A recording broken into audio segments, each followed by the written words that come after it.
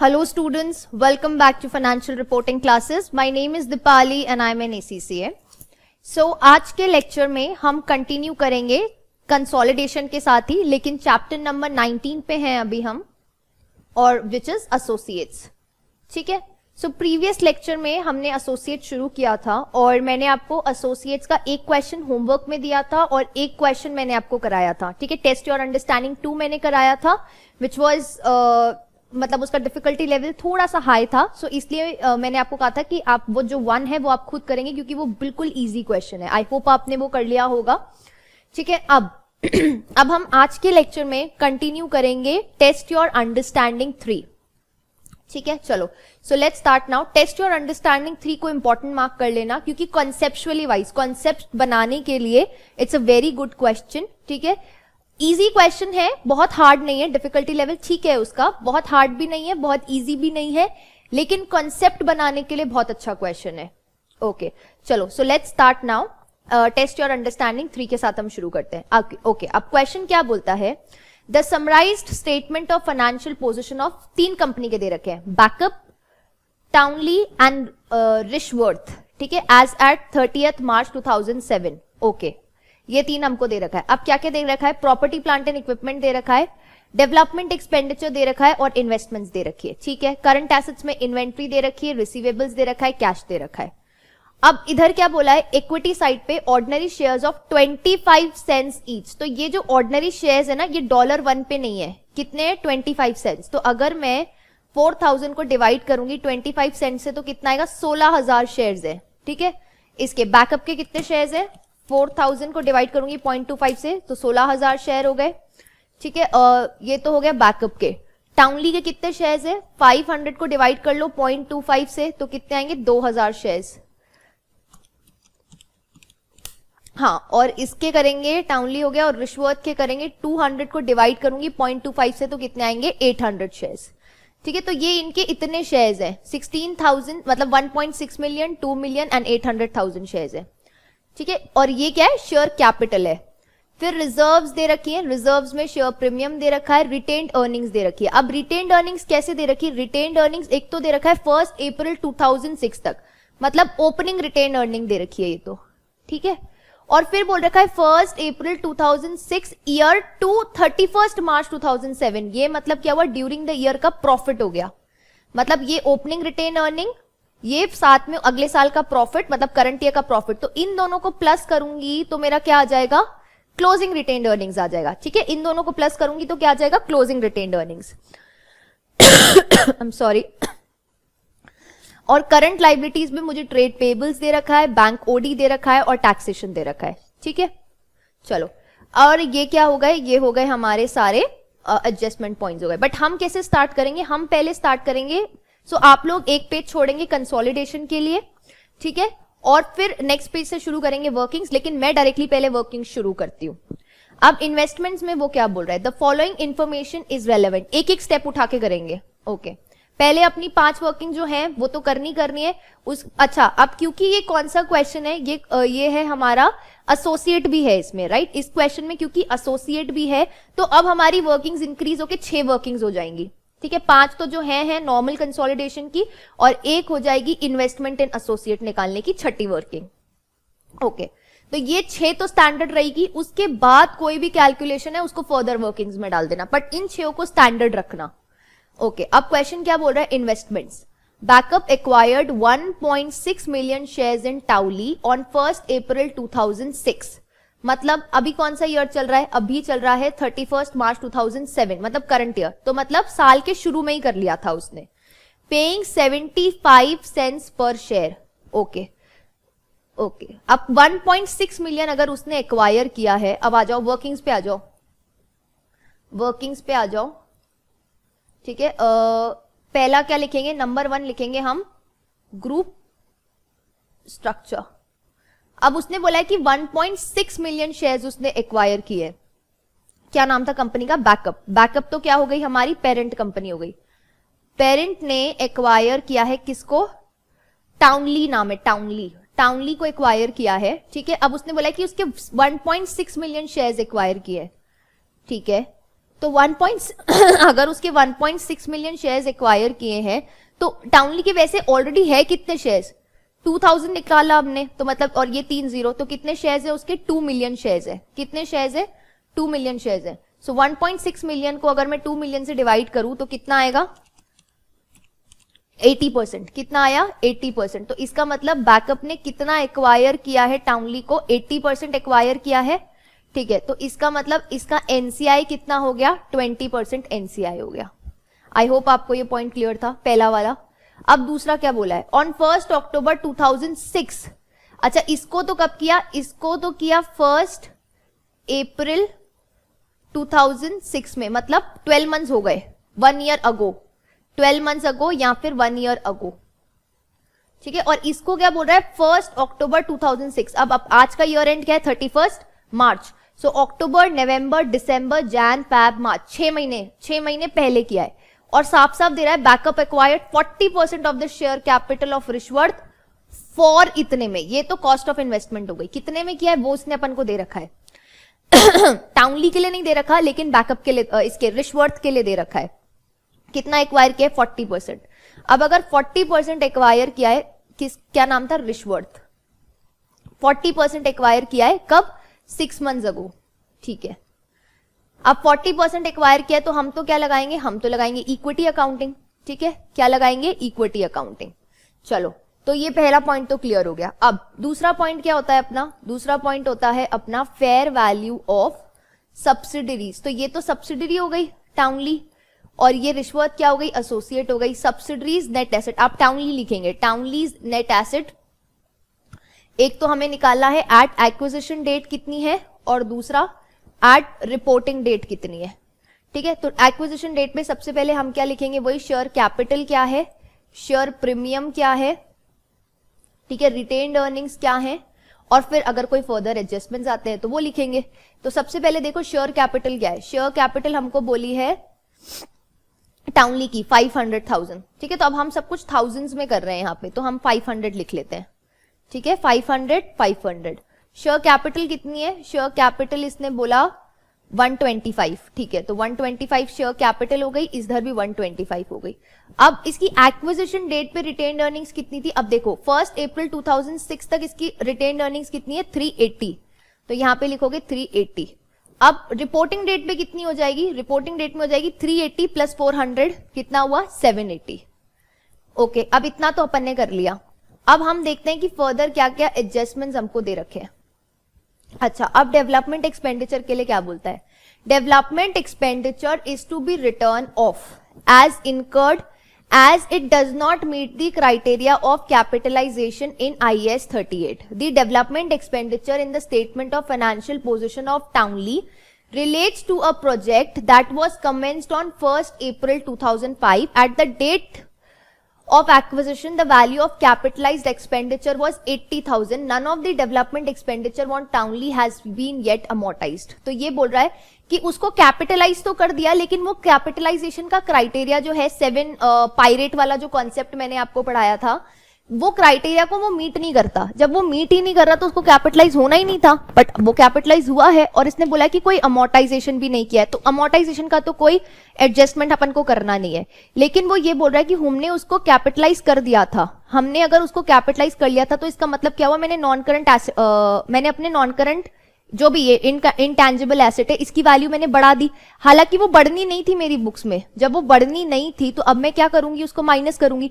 जब भी हम फेयर वैल्यू एडजस्टमेंट करते हैं तो हम क्या करते हैं, जो भी हमारे एसेट्स हैं उनको फेयर वैल्यू पे लेकर आते हैं, बट ये फेयर वैल्यू पे नहीं हुआ यहाँ पे, क्योंकि इसका कैपिटलाइजेशन होना ही नहीं था और फिर भी हमने कर दिया, तो ये तो गलत हुआ ना। तो अब मुझे क्या करना पड़ेगा, इसको रिड्यूस करना पड़ेगा। तो अब ये क्या बोल रहा है कि एक्विजिशन के डेट पे उसकी वैल्यू कितनी थी, 80,000। तो इस 80 को मैं माइनस कर लूंगी एट एक्विजिशन डेट पे टाउनली के उसमें से। लेकिन यहां पर देखो, यहां पे डेवलपमेंट एक्सपेंडिचर में मुझे कितना दे रखा है, 200। तो इसका मतलब साल भर में 120 का और कैपिटलाइज किया। 80 तो एक्विजिशन डेट तक था, 120 साल भर में और किया, तो रिपोर्टिंग डेट पे कितना माइनस करूंगी, 200। ठीक है, आई होप आपको एक क्लियर था कॉन्सेप्ट। तो ये है मेरा फेयर वैल्यू एडजस्टमेंट, लिख दो यहां पे, लिख दो राइटिंग ऑफ डेवलपमेंट एक्सपेंडिचर। यहां पे राइट ऑफ करूंगी 80 का और यहां पे राइट ऑफ करूंगी 200 का। ठीक है, तो ये वाला पॉइंट तो मेरा हो गया। ठीक है, ये पॉइंट हो गया। ये पॉइंट अभी थोड़ा सा बचा हुआ है, एक पार्ट इसका कुछ बचा हुआ है। अच्छा, ये पार्ट पे आने से पहले हम यहाँ पे लिख लेते हैं वर्किंग नोट नंबर 3। वो क्या होता है हमारा? गुडविल। गुडविल कैलकुलेशन होता है। तो हम उसमें सबसे पहले क्या लिखते हैं कि कंसिडरेशन कितना पे किया है। ठीक है, अब कंसिडरेशन पे की अगर मैं बात करूं तो यहाँ पे इसने क्या बोला है, 1.6 मिलियन शेयर्स एक्वायर किए 75 सेंट्स पे। ठीक है, तो बस सिंपल सी बात है, 1.6 मिलियन शेयर्स इंटू 0.75 कर दूंगी तो ये कितना आएगा, 1.6 मिलियन इंटू 0.75, ये आएगा मेरा 1.2 मिलियन। ठीक है, और मैं सारे को थाउजेंड्स में रख रही हूं तो मतलब कितना आएगा,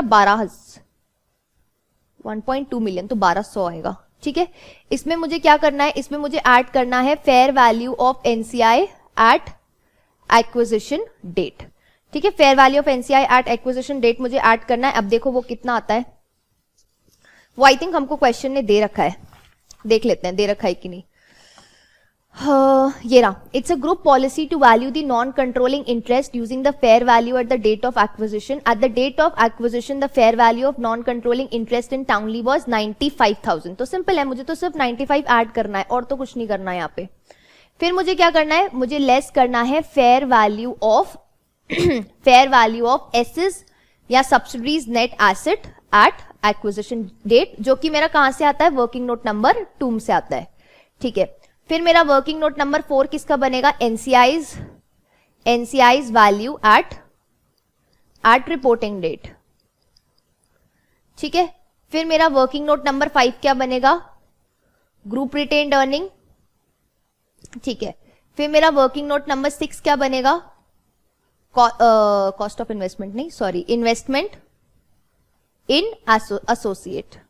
ठीक है, वर्किंग नोट नंबर 7 से अब मुझे कोई और वर्किंग होगी तो वो मैं यहां पर आके करूंगी। चलो अब हम आते हैं अपने वर्किंग पॉइंट नंबर 3 पे। अब ये बहुत अच्छा पॉइंट है। ठीक है, अब इसको ढंग से धीरे धीरे आराम से पढ़ते हैं। ये क्या बोलता है, ये बोलता है द इन्वेंट्री ऑफ बैकअप, जो बैकअप है उसकी इन्वेंट्री। बैकअप हमारा क्या है, पेरेंट। पेरेंट की इन्वेंट्री इंक्लूड करती है goods at a transfer price of 200,000 purchase from Townley. तो पहला एट सिंस द एक्विजिशन, इसका मतलब पहले केस में सब्सिडरी ने, टाउनली क्या है, सब्सिडरी है, सब्सिडरी ने बेचा किसको, पेरेंट को। पहला केस तो ये बोल रहा है।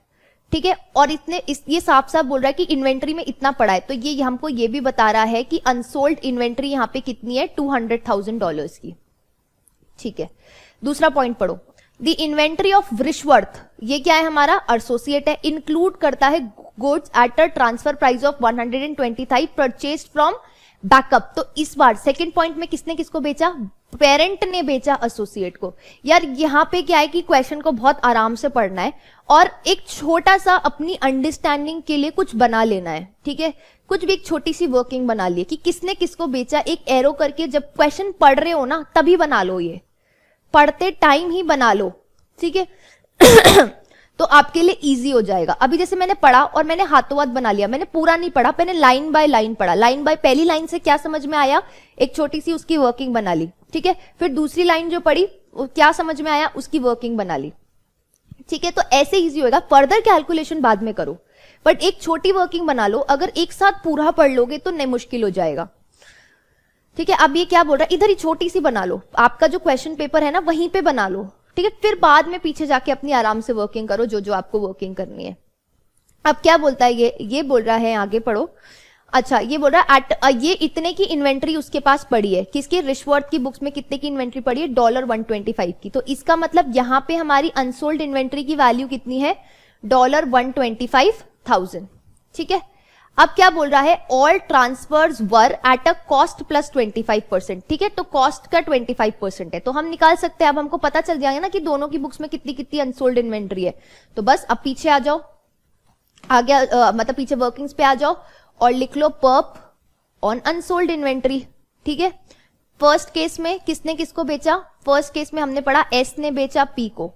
ठीक है, अनसोल्ड इन्वेंट्री हमको पता है कितने की है, $200,000 की है।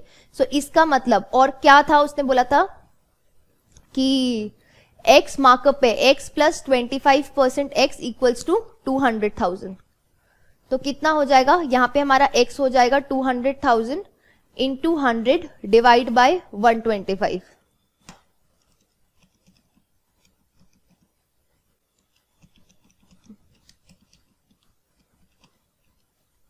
ये आ रहा है 1,60,000। कितना आ रहा है ये? 1,60,000 आ रहा है। तो अब इसको मैं क्या करूंगी, अब ये कितना आएगा, अब ये तो आ गया, तो मेरा पर्प कितना हुआ इसमें? पर्प हुआ मेरा 200,000 की तो एसपी हो गई, माइनस करूं उसमें से अगर मैं कॉस्ट, तो मेरी 40,000 का पर्प हो गया। ठीक है, तो पर्प ये किसका है? ये वो टाउनली वाले का है, सब्सिडी से रिलेटेड है ये। ठीक है, अब सेकंड वाले पे आते हैं। सेकंड में क्या हो रहा है? पी बेच रहा है किसको? ए को, एसोसिएट को बेच रहा है। अब यहां पे भी सेम चीज करेंगे। ये कितना आएगा? ये आएगा मेरा, यहाँ पे ये था $125,000 है ना, तो यहाँ पे जो मेरा एक्स आएगा वो कितना आएगा? 125,000 इंटू 100 डिवाइड बाई 125, तो ये आ जाएगा यहाँ पे $100,000 आ गया। ठीक है, सो इसका मतलब यहाँ पे मेरा जो पर्प है वो कितना हुआ? वो होगा मेरा, अब इसको ध्यान से देखना, यहाँ पे जो मेरा पर्प है वो कितना होगा? 125,000 में से मैं माइनस करूंगी $100,000। ठीक है, तो वो कितना आएगा? ये आएगा मेरा यहाँ पे $25,000, लेकिन इसका 40%, इसका 40% ही माइनस होगा। क्यों? क्योंकि मैंने क्या बोला था, एसोसिएट के केस में देखो, एसोसिएट को हम कंसोलिडेट नहीं करते, हम क्या करते हैं? इक्विटी अकाउंटिंग यूज करते हैं। तो इक्विटी अकाउंटिंग ये बोलता है कि जितनी कॉस्ट ऑफ इन्वेस्टमेंट है उसमें आप एडजस्टमेंट कर लो for any post acquisition reserves, या फिर अगर P&L बना रहे हो तो उसमें क्या कर लो? एडजस्टमेंट कर लो, जो भी शेयर ऑफ प्रॉफिट है, share of profit for the parent. ठीक है, share of profit for the parent, share of post acquisition reserve of the parent. Parent का कितना है? तो पेरेंट का कितना हक है एसोसिएट पे, यहां पे हमें उससे मतलब है। कितना है? 40% है, तो बस 40% ही होगा। तो फिर यहाँ पे 40% हुआ, और ये कितना हुआ यहाँ पे? 10,000। ठीक है, चलो अब ये दो पॉइंट्स तो क्लियर हो गए है ना। अब इसकी करनी है हमको, अच्छा अब एंट्री पता होनी चाहिए, एंट्री पता हो मुझे इनकी। तो पहले केस में क्या होगा? इस वाले केस में क्या होगा? एस ने बेचा किसको? पी को। अगर एस ने बेचा है पी को, तो मैं क्या एंट्री करूंगी? मैं डेबिट करूंगी मेरी एस की अर्निंग। तो एस की अर्निंग वैसे भी कितनी है? एस की अर्निंग मतलब वही जो मैं नेट एसेट्स वाला बना रही हूं वहां पे, और क्रेडिट करूंगी, मतलब मेरा वर्किंग नोट नंबर 2 में फ्लो होगा ये, और क्रेडिट क्या करूंगी? Group inventory. ठीक है, तो चलो आ जाओ ऊपर, यहां पे आ जाओ। अब यहां पे क्या लिखोगे? पर्प लिखोगे, PURP। वर्किंग नोट नंबर 7 से उठाया, कितना माइनस करेंगे? यहाँ पे 40 माइनस करेंगे। ठीक है, चलो अब करो। इसके अलावा तो कोई एडजस्टमेंट नहीं है। 500 प्लस 125 प्लस 380 माइनस 80, ये आ जाएगा मेरा 925। और वहां पे वो कितना आएगा? 500 प्लस 125 प्लस 780 माइनस 40, ये आ जाएगा मेरा 1165। अब इस 925 को मैं कहां माइनस करूंगी? यहां पे 925, तो मेरा क्या आ जाएगा? गुडविल आ जाएगा। अब गुडविल में कोई इंपेयरमेंट का पॉइंट दे रखा है? नहीं दे रखा, तो बस ठीक है। 1200 प्लस 95 माइनस 925, ये आ गया 370। ठीक है, अब एनसीआई की वैल्यू निकालनी है, तो इसके लिए क्या लिखेंगे? सबसे पहले fair value of NCI at acquisition. देखो कंसोलिडेशन तो बहुत प्रैक्टिस से आएगा, जितना ज्यादा प्रैक्टिस करोगे और क्वेश्चंस करोगे उतना ज्यादा कंसोलिडेशन पे हाथ बैठना चाहिए। इट्स ऑल अबाउट कि आपके कॉन्सेप्ट टिप्स पे होने चाहिए, और कॉन्सेप्ट अगर टिप्स पे है कि कौन सी चीज कहां फ्लो कर रही है, तो कैलकुलेशन में इतनी देर नहीं लगती। कैलकुलेशन पार्ट नहीं है, अपने आप कॉन्सेप्ट दिमाग में बैठाना वो एक बहुत इंपॉर्टेंट चीज है। यहाँ पे समझना बहुत चीज जरूरी है कि कोई चीज क्यों हो रही है और कैसे हो रही है, क्यों हो रही है और कैसे हो रही है, ये समझना बहुत इंपॉर्टेंट है। तो फेयर वैल्यू की NCR, fair value of NCR अपन को दे ही रखा है 95 हो गया। अब इसमें मैं क्या करूंगी? ऐड करूंगी NCI's share of subsidiaries post acquisition profit. ठीक है, तो वो कितना होगा? तो वो होगा 1165 में से माइनस करूंगी 925, उसका कितना परसेंट होएगा? उसका होएगा 20%। ठीक है, तो ये कितना होगा? 1165 माइनस 925 का 20%, ये होगा 48। अच्छा ठीक है, अब इसके अलावा कोई इंपेयरमेंट है? नहीं है। कोई और एडजस्टमेंट है? नहीं है। इसके अलावा तो कुछ है ही नहीं। सो 95, अगर इंपेयरमेंट होता और फेयर वैल्यू मेथड होता तो यहां पर इंपेयरमेंट भी हम माइनस करते, तो 95 प्लस 48 कितना हुआ यहाँ पे, ये हो गया 143। ठीक है, चलो ये क्लियर हो गया। अब हम आ जाते हैं ग्रुप रिटेन्ड अर्निंग्स में आ जाते हैं। ठीक है, अब ये वाला पॉइंट इंपॉर्टेंट है, यहाँ पे अब एसोसिएट के केस में थोड़े से चेंजेस होंगे इधर। अब ग्रुप रिटेन्ड अर्निंग्स की अगर मैं बात करूं तो सबसे पहले यहां पर क्या आएगा, सबसे पहले मेरे को तो पी का एज इट इज, पी की रिटेन्ड अर्निंग्स डाल दूंगी। पी या जो भी नाम है कंपनी का, क्या नाम था, बैकअप, बैकअप नाम है, तो बैकअप का जो भी है। ठीक है, अब इसकी रिटेन्ड अर्निंग्स कितनी है, इसकी ड्यूरिंग साल भर की रिटेन्ड अर्निंग्स कितनी हुई, 450 प्लस 150, कितनी हुई, 450 प्लस 150,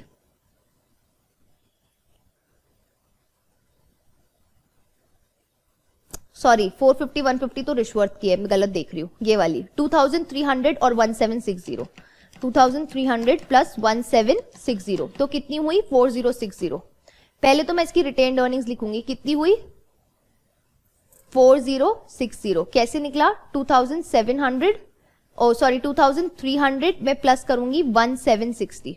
ठीक है, एक तो ये हो गया, फर्स्ट चीज तो ये डन हो गई। अब इसमें सबसे पहले टाउनली की भी डालनी पड़ेगी, Townley's parent's share of Townley's post acquisition profit या पोस्ट एक्विजिशन रिजर्व्स, जो कि कितने हैं, जो कि हैं 1165 माइनस 925 का कितना परसेंट, 80%। ठीक है, तो ये कितना होगा, ये होगा हमारा 192। ठीक है, ये 192 हो गया। अब इसमें हमको निकालना है Rishworth's, P's share of Rishworth's post acquisition profit. अब वो कितना होगा, अब देखो उसको साल भर में कितना प्रॉफिट हुआ, रिश्वत को साल भर में कितना प्रॉफिट हुआ, साल का प्रॉफिट कितना है इसका, 150, क्योंकि ये क्या लिखा है, 1 अप्रैल 2006 ईयर टू 31 मार्च 2007, साल भर का प्रॉफिट 150। लेकिन इसको एक्वायर कब किया है, उसको एक्वायर तो 6 महीने पहले किया, तो हमको उसके 6 महीने के प्रॉफिट से मतलब है। ठीक है, कितने प्रॉफिट से मतलब है, सिर्फ 6 महीने के, उससे पहले तो एक्वायर किया नहीं था। ठीक है, तो ये इसको 6/12 कर दो। अब लेकिन पी का शेयर कितना है, पी का शेयर सिर्फ 40% है, सो इतना ही प्रॉफिट इंक्लूड करना है आपको, 75 का 40%, 30। ठीक है, अब यहाँ पे पर्प आया, हाँ पर्प भी आएगा, यहाँ पे पर्प का एडजस्टमेंट भी तो करना पड़ेगा ना। ठीक है, तो पर्प का एडजस्टमेंट हमने कर लिया, तो अब हम पर्प क्या करेंगे, लेस करेंगे, PURP वर्किंग नोट नंबर 7 से कितना था, 10 आया था। अब करो इसका एडजस्टमेंट, 4060 प्लस 192 प्लस 30 माइनस 10, तो ये कितना आ रहा है, ये आ रहा है मेरा 4272। ठीक है, अब इन्वेस्टमेंट इन एस का भी करना है, चलो करो। अब सबसे पहले इसमें आएगा कॉस्ट ऑफ इन्वेस्टमेंट। अब कॉस्ट ऑफ इन्वेस्टमेंट हमको क्वेश्चन ने डायरेक्टली दे रखी है 400,000। देखो ऊपर जाओ, यहां पे लिखा हुआ है कि 400,000 में उसको एक्वायर किया था। ठीक है, तो ये कितना आ जाएगा, ये आ जाएगा यहाँ पे 400। ठीक है, अब एक मिनट ना, यहाँ पे ऊपर हमेशा ना ये डॉलर लगा के थाउजेंड्स लगा लेना, अगर थाउजेंड्स में वर्किंग कर रहे हो तो। ठीक है, 400 आ गया। अब ड्यूरिंग द ईयर पी का कितना शेयर था प्रॉफिट का, पहले तो वो आएगा। ठीक है, तो हम वही लिखेंगे, P's share of P investment in A, S नहीं, इन्वेस्टमेंट इन ए, सॉरी, है ना, P share of S post acquisition profit. तो वो कितना था, यहां पे जो आया था 30, एज इट इज ये आ जाएगा। ठीक है, इसके बाद हम इसमें क्या करेंगे, माइनस करेंगे पर्प, PURP, पर्प भी माइनस करना पड़ेगा। ऐसे ही अगर इंपेयरमेंट हो रहा है कोई, तो इन्वेस्टमेंट में वो भी माइनस करना पड़ेगा। इंपेयरमेंट देखो, दोनों इफेक्ट जो है वो दोनों जगह पे जाना चाहिए। इफेक्ट क्या है, दोनों जगह पे जाना चाहिए। देखो यहाँ पे हमने एंट्री नहीं करी ना, इसकी एंट्री क्या बनाओगे, ठीक है, इसकी एंट्री क्या बनेगी, इसकी एंट्री बनेगी, डेबिट होंगी ग्रुप की रिटेन्ड अर्निंग्स, ग्रुप की रिटेन्ड अर्निंग्स, और क्रेडिट होएगा क्या, ग्रुप की रिटेन्ड अर्निंग्स, और क्रेडिट करना है हमको हमारा कॉस्ट ऑफ इन्वेस्टमेंट।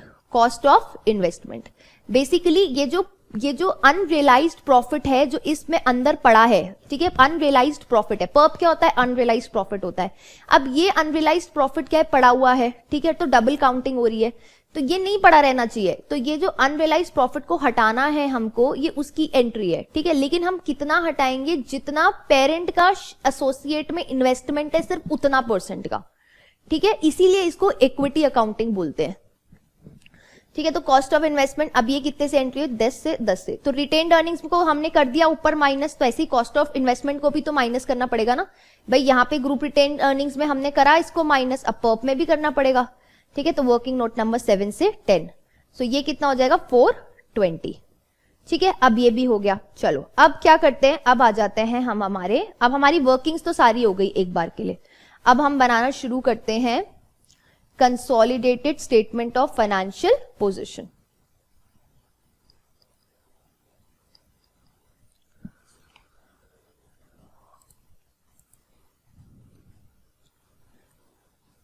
ठीक है।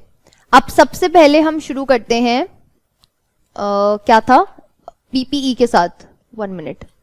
अब पीपीई क्या दे रखा है, पीपीई दे रखा है 8820 और 4425। रिश्वर्थ का नहीं कंसोलिडेट करना, कुछ भी अलग कर लो, लाइन लगा लेना चाहे तो, ठीक है। नहीं कंसोलिडेट करना, जो भी कंसोलिडेशन होगा वो पी का और एस का होगा। रिश्वर्थ के लिए हमने कॉस्ट ऑफ इन्वेस्टमेंट निकाल दी है, ठीक है।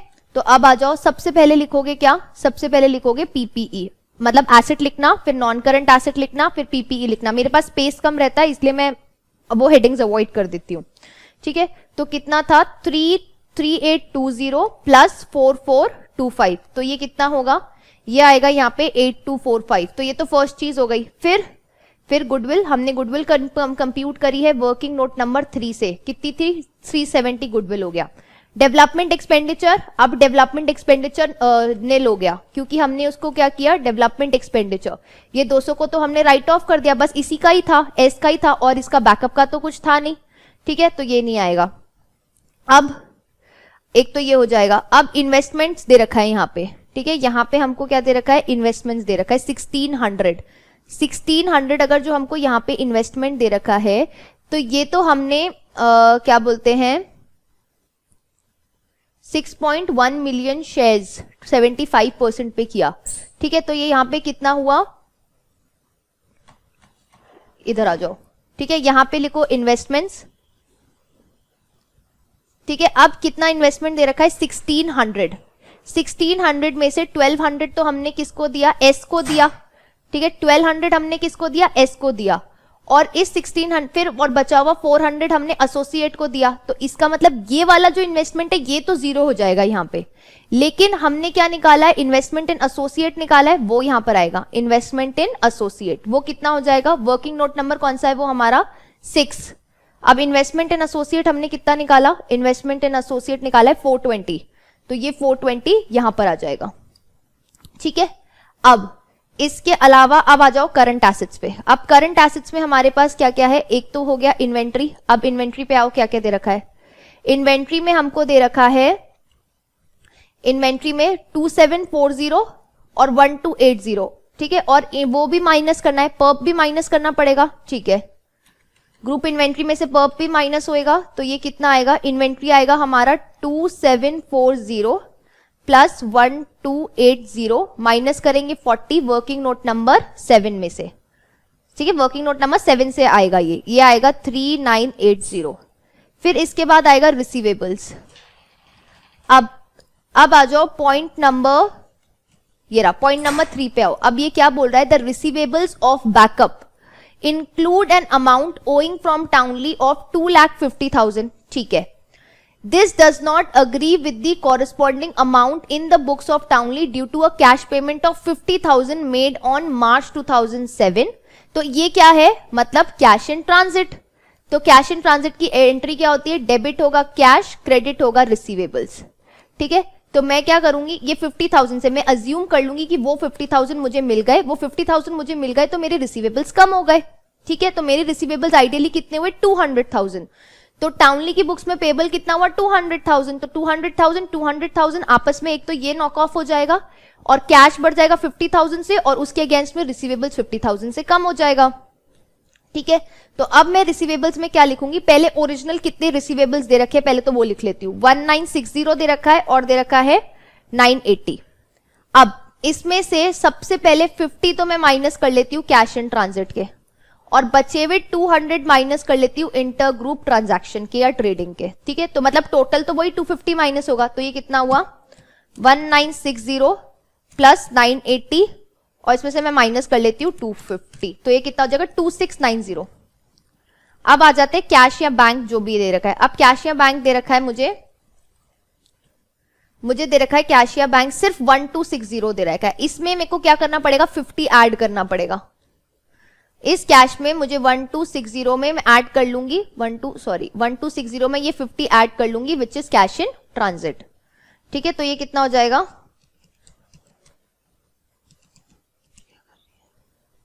1310, ये हो गया। ठीक है, अब आ जाते हैं हम इक्विटी एंड लाइबिलिटी में।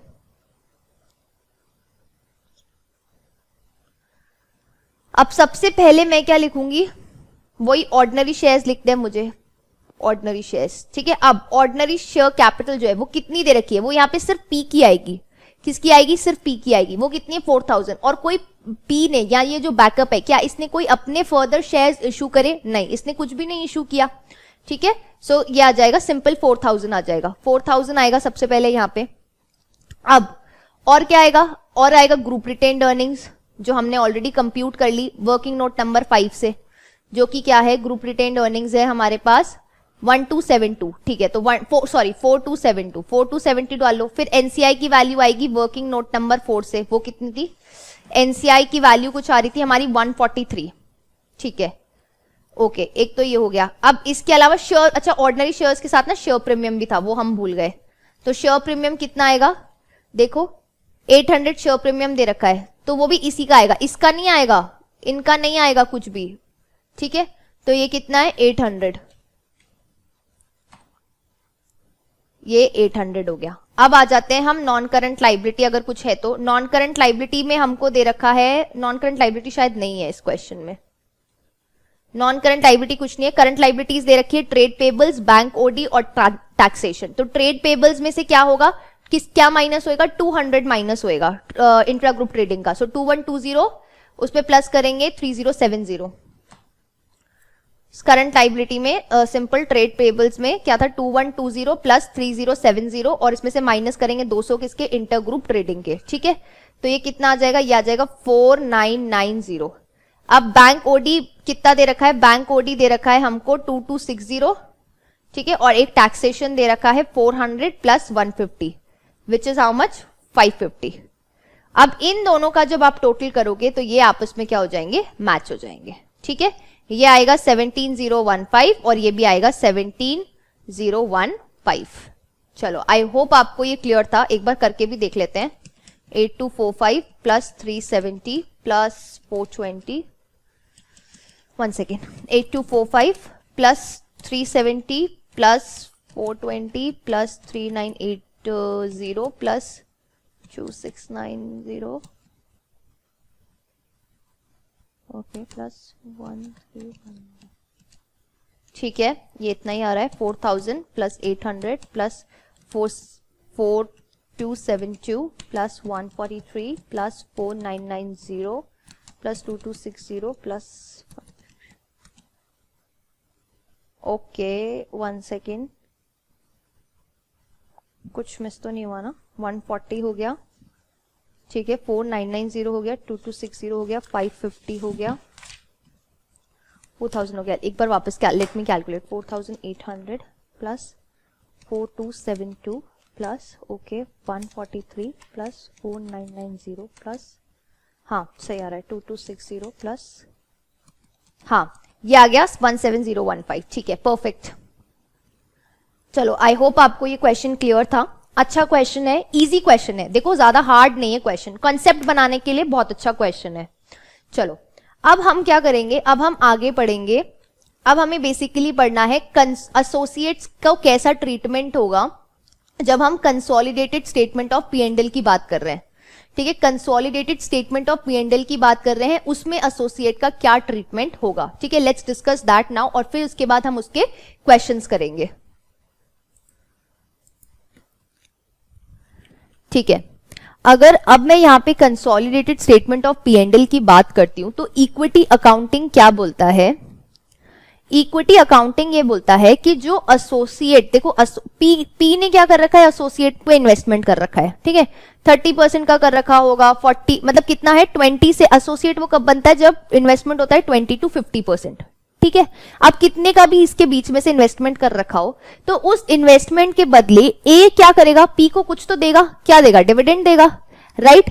लेकिन इक्विटी अकाउंटिंग बोलता है हमको ये डिविडेंड इंक्लूड नहीं करना कंसोलिडेशन पे, हमको रादर ये इंक्लूड करना है कि पी का कितना हक है ए के प्रॉफिट पे, ठीक है, पी का कितना शेयर है, P's share in S profit, in S post acquisition profit, ठीक है, कितना उसका शेयर है in S post acquisition profit, ठीक है। तो अब क्या करना है, हमें ये पता लगाना है, राइट। सो कंसोलिडेशन में एक लाइन आइटम आएगा और वहां पे हम लिखेंगे P's share of S profit.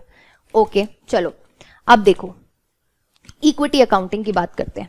The equity method of accounting requires that the consolidated statement of profit and loss does not include dividend from the associate, instead include the parent's share of the associate's profit after tax less any impairment of the associate, उसमें से less कर लेंगे अगर during the year जो हमारा जो investment है इन associate उसमें कोई इंपेयरमेंट हुआ है तो वो हटा लो, presented below group profit from operations, ठीक है।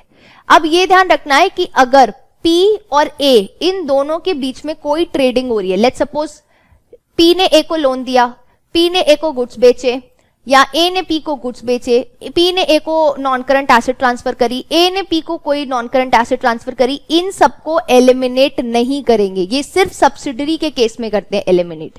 क्यों करते हैं? क्योंकि वहां पे कंसोलिडेशन करते तो मतलब कोई भी चीज है वो डबल इंक्लूड हो जाएगी, मतलब वो इंक्लूड हो जाएगी ना विद इन द ग्रुप। एक ने क्या बेचा, एक ने गुड्स बेचे तो एक के रेवेन्यू में इंक्लूड हो गया, दूसरे के कॉस्ट में इंक्लूड हो गया, तो हम वहां से क्या करते हैं, दोनों को एलिमिनेट कर देते हैं। क्यों? क्योंकि वो ग्रुप की कंपनीज है, तो इसका मतलब मेरा रेवेन्यू इन्फ्लेट हो गया, एक रेवेन्यू इन्फ्लेट हो गया ना भाई। आप बाहर बेचते हो तो अलग बात है, but with in the group बेच रहे हो तो आपका रेवेन्यू इन्फ्लेट हो रहा है, आप तो जबकि अपनी सब्सिडरी कंपनी को बेच रहे हो, राइट, इसलिए वहां पे एलिमिनेशन करते हैं। ओके, बट यहां पे क्योंकि हम कंसोलिडेट ही नहीं करते तो एलिमिनेट भी नहीं करेंगे।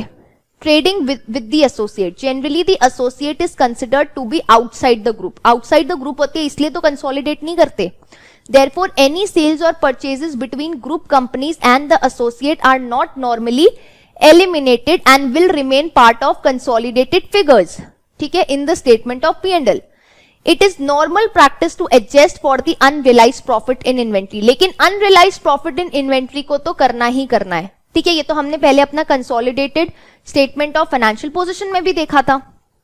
Only P's share, लेकिन कितना एडजस्ट करना है, सिर्फ P का share, only P's share of unrealized profit must be adjusted regardless of which company sells to the other। कौन किसको बेच रहा है कोई मतलब नहीं है उससे, P A को बेच रहा है या A P को बेच रहा है, कोई भी किसी को भी बेच रहा हो, हमें P का कितना शेयर है उसमें वो हमें क्या करना है, एलिमिनेट करना है। उस पर्प में P का कितना शेयर है वो हमें एलिमिनेट करना है। This amount should be deducted from the share of associates profit, ठीक है। P's share of associates profit में से वो क्या होएगा, एलिमिनेट होएगा। ओके, अब ये वाला जो इलस्ट्रेशन है ना, इलस्ट्रेशन नंबर 2, ये आपका होमवर्क है, ठीक है। पहले मैं आपको test your understanding 4, I think 4 कराऊंगी, हाँ, टेस्ट योर अंडरस्टैंडिंग, लास्ट हमने 3 किया था, सो टेस्ट योर अंडरस्टैंडिंग 4 मैं आपको कराऊंगी। और ये जो ये वाला है ना, ये आपका होमवर्क है, क्योंकि ये बिल्कुल सिमिलर है, exactly point by point same question है, ये आप करेंगे, ठीक है, और वो मैं आपको कराऊंगी। चलो अब हम स्टार्ट करते हैं, आराम से क्वेश्चन को देखना, कोई जल्दी नहीं है।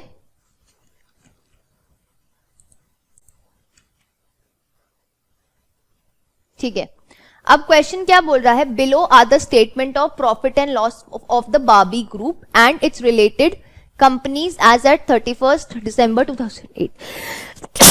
आई एम रियली सॉरी। अच्छा, अब 3 कंपनी दे रखी है, बाबी, कैन और एलिस, ठीक है। अब क्या क्या दे रखा है, वही रेवेन्यू दे रखे हैं। अच्छा देखो, क्वेश्चन में यहाँ पे गलती है, ये ऑपरेटिंग एक्सपेंसेस नहीं होगा, इसको आप कर लेंगे कॉस्ट, ठीक है, इसको आप काट के यहाँ पे क्या लिख लेंगे, कॉस्ट लिख लेंगे, ठीक है, फिर ग्रॉस प्रॉफिट दे रखा है, ऑपरेटिंग एक्सपेंसेस दे रखे हैं, प्रॉफिट बिफोर टैक्स दे रखा है, इनकम टैक्स एक्सपेंस दे रखा है और प्रॉफिट फॉर द ईयर दे रखा है। अब क्वेश्चन ने क्या बोला है, you are also given the following information, Barbie acquired 45,000 ordinary shares in Ken a number of years ago. Ken has $50,000 one ordinary shares. तो इसका मतलब यहां पे वर्किंग अगर मैं करूं, ठीक है, तो ये क्या है मेरा ग्रुप स्ट्रक्चर, तो बारबी ने एक्वायर किया, कैन को एक्वायर किया है, ठीक है, एक कैन को एक्वायर किया है, दूसरी वाली का नाम है एलिस, ये सारी बार्बीज का नाम है। वैसे जो कैन है वो क्या है, उसको एक्वायर किया 45,000 शेयर्स उसके एक्वायर किया आउट ऑफ 50,000। तो इसका मतलब कितना परसेंट एक्वायर किया है कैन का, 90%। अगर 90% कैन का एक्वायर किया है तो एनसीआई कितना हो जाएगा, 10%। रिमेनिंग कितना, 10% क्या हो जाएगा, एनसीआई हो जाएगा, नॉन कंट्रोलिंग इंटरेस्ट। ठीक है, सो फर्स्ट पॉइंट तो समझ में आ गया। सेकेंड पॉइंट के लिए क्या बोल रही है, Barbie acquired 60,000 ordinary shares in Ellis a number of years ago. Ellis has $200,000 one ordinary shares. So अगर एलिस के एक्वायर किए 60,000 शेयर्स और वो कितना है 200,000 शेयर्स है, तो कितना एक्वायर किया, 30%। कितना एक्वायर किया, 30% एक्वायर किया, दोनों को number of years ago acquire कर लिया। ठीक है, समझ में आ गई बात। अब ये बोल रहा है during the current year, during the current year Ellis, during the current year Ellis sold goods to Barbie. ठीक है, मतलब एसोसिएट बेच रही है किसको, बार्बी को बेच रही है, फॉर 28,000। ठीक है, इस साल में 28,000 के बेचे। Barbie still hold some of these goods in inventory at the year end, the profit element included in these remaining goods are 2,000। मतलब डायरेक्टली पर्प निकाल के दिया है हमको। ठीक है, डायरेक्टली हमको क्या दिया है, जो पर्प है वो क्या किया है, निकाल के दिया है। अब अगर मुझे पर्प निकाल के दिया है directly, pulp on A when L is sold to P, ठीक है, अनसोल्ड इन्वेंट्री।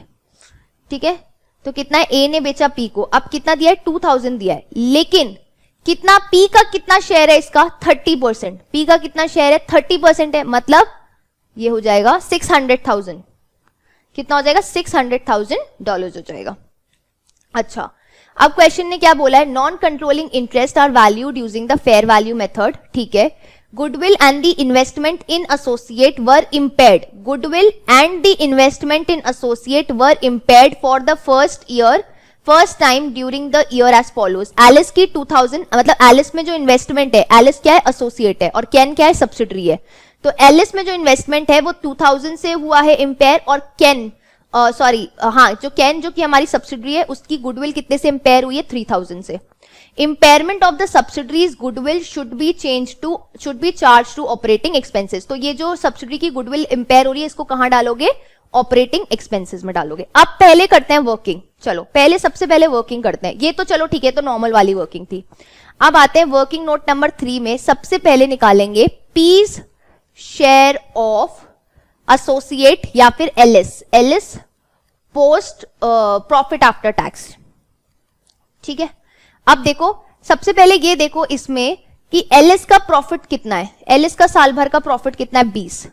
ठीक है, 20 अगर एलिस का प्रॉफिट है, 20 अगर एलिस का प्रॉफिट है, उसका 30% किसका शेयर है, इसका शेयर है, कितना हो गया, 6। ठीक है, अब इसमें से क्या लेस करना है, पर्प, PURP, मैंने ऑलरेडी वर्किंग नोट नंबर 2 में निकाल दिया। अगर नहीं भी निकालते तो सिंपल यहां पे भी लिख सकते हो 2002 का कितना परसेंट, हम सारी वर्किंग 1000 में कर रहे हैं, है ना। सो 2 का कितना परसेंट हुआ, 30%, 0.6। ठीक है, अब इसमें से एक चीज क्या लेस होगी, इंपेयरमेंट, जो कि कितनी है, इंपेयरमेंट है, कोई तो क्वेश्चन है डायरेक्ट 2 दे रखी है इंपेयरमेंट, तो ये कितना हो गया, 3.4। ठीक है, अब फोर्थ करेंगे अपन NCI's, profit attributable to NCI. Profit, क्योंकि हम क्या बना रहे हैं, हम तो कंसोलिडेटेड स्टेटमेंट ऑफ P&L बनाने हैं, तो उसमें प्रॉफिट एट्रीब्यूटेबल टू एनसीआई निकालना पड़ता है, राइट।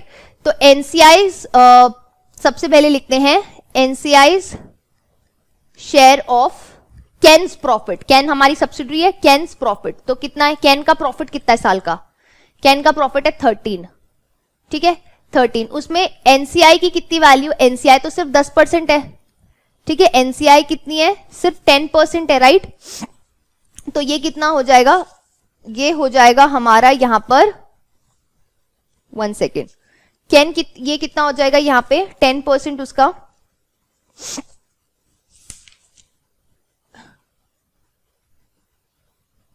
ये हो जाएगा 1.3, है ना। अब इस 1.3 में से मुझे क्या करना है, इस 1.3 में से मुझे लेस करना है गुडविल इंपेयरमेंट, ठीक है। क्या लेस करना है मुझे, गुडविल इंपेयरमेंट। अब गुडविल इंपेयरमेंट कितना हुआ है, गुडविल इंपेयरमेंट हुआ है 3 का, तो ये गुडविल इंपेयरमेंट जो 3 का हुआ है और फेयर वैल्यू मेथड है, तो फेयर वैल्यू मेथड है तो गुडविल इंपेयरमेंट पेरेंट को भी एट्रीब्यूटेबल होता है, फेयर वैल्यू मेथड है तो गुडविल इंपेयरमेंट किसको एट्रीब्यूटेबल है, पेरेंट को भी एट्रीब्यूटेबल है और एनसीआई को भी एट्रीब्यूटेबल है। तो एनसीआईज शेयर ऑफ गुडविल इंपेयरमेंट जो कि कितना होगा, गुडविल इंपेयरमेंट कितना हुआ है 3 का, 3 का 30% कितना हुआ, 3 का 30% कितना हुआ, 30% नहीं सॉरी 3 का 10%, एनसीआई निकाल रहे हैं ना, सो 3 का 10% कितना हुआ 0.3, तो 1।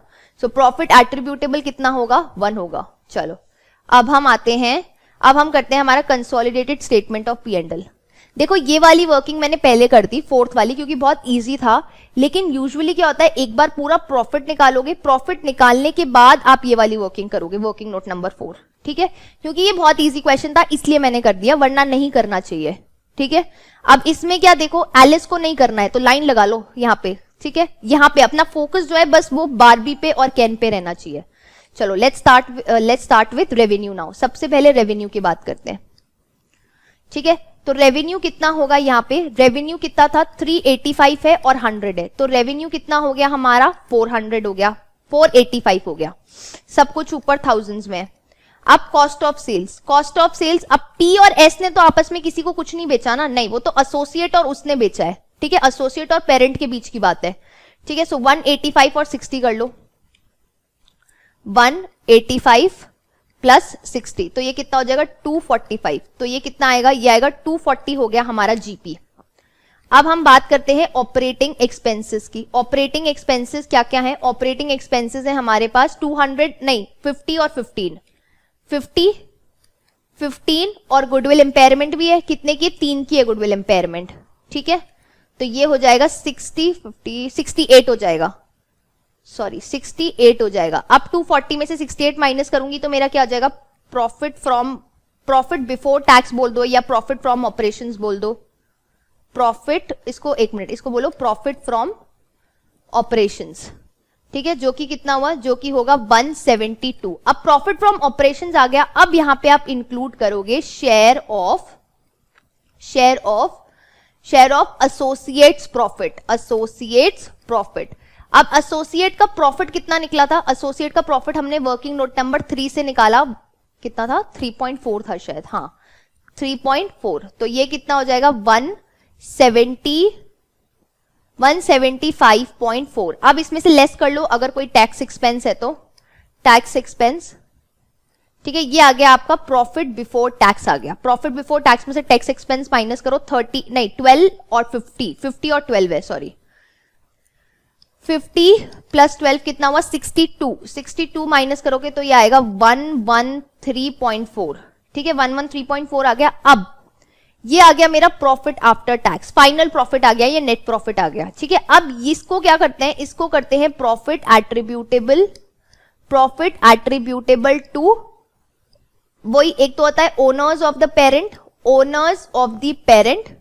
ठीक है, और दूसरा क्या होता है, एक तो हो गया ओनर्स ऑफ द पेरेंट और दूसरा होता है एनसीआई, ठीक है। अब एनसीआई का तो हमने ऑलरेडी कंप्यूट कर लिया वर्किंग नोट नंबर 4 से, कितना था 1, तो इसका कितना हुआ 112.4, इसका बैलेंस हो जाएगा,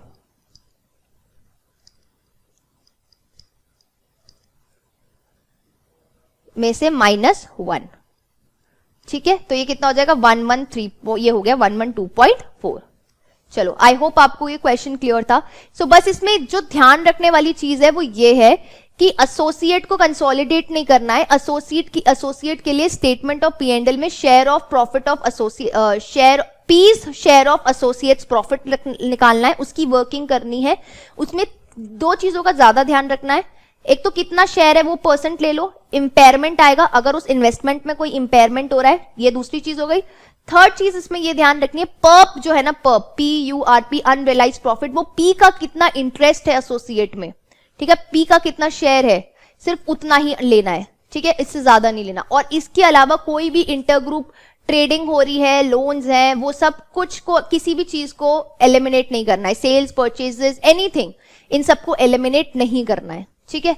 सो आई होप आपको ये क्वेश्चन क्लियर था। अब अच्छा, मैंने आपको एक इलस्ट्रेशन होमवर्क में दिया है, वो आपको खत्म करना है, बिल्कुल एग्जैक्टली ऐसा ही क्वेश्चन है, वो सिमिलर क्वेश्चन है, नो चेंज, कोई एक्स्ट्रा एडिशनल पॉइंट नहीं है उसमें, जस्ट नंबर्स में चेंजेस है, ठीक है। तो वो क्वेश्चन आप करेंगे। अब नेक्स्ट क्लास में मैं आपको टेस्ट योर अंडरस्टैंडिंग 5 और 6 कराऊंगी, ठीक है। चलो, so hope to see you in the next class, तब तक ये रिवाइज कर लेना।